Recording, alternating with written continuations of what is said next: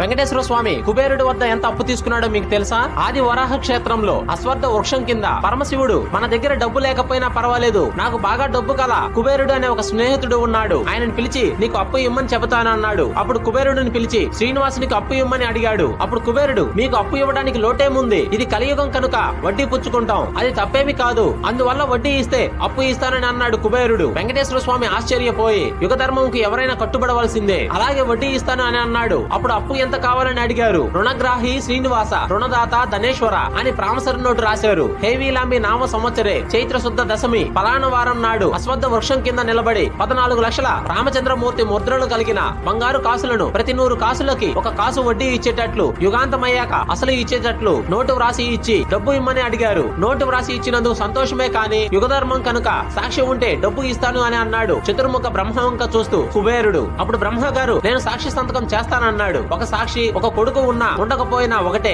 ఏమి అనుకోకుండా ఇంకొక సాక్షి సంతకం కావాలి అని అన్నాడు కుబేరుడు. వెంకటేశ్వర స్వామికి నమ్మకమైన స్నేహితుడైన పరమేశ్వరుడు వంక చూస్తే పరమశివుడు సాక్షి సంతకం పెట్టాడు. అప్పుడు కుబేరుడు ముగ్గురు సంతకం పెడితే ఎంత బాగుండునో అని చాలా బలంగా అన్నాడు. మూడోవారు ఎవరా అని తల పైకెత్తి చూస్తే అశ్వత్థ వృక్షం కనపడింది. నేను పెడతాను మహాప్రభో అని వృక్షం కూడా సంతకం పెట్టింది. ముగ్గురు సాక్షి సంతకాలు పెట్టాక అప్పిచ్చాడు కుబేరుడు. ఫ్రెండ్స్, ఈ వీడియో మీకు నచ్చితే ఓం నమో వెంకటేశాయ అని కామెంట్ చేయండి. Download ShareChat.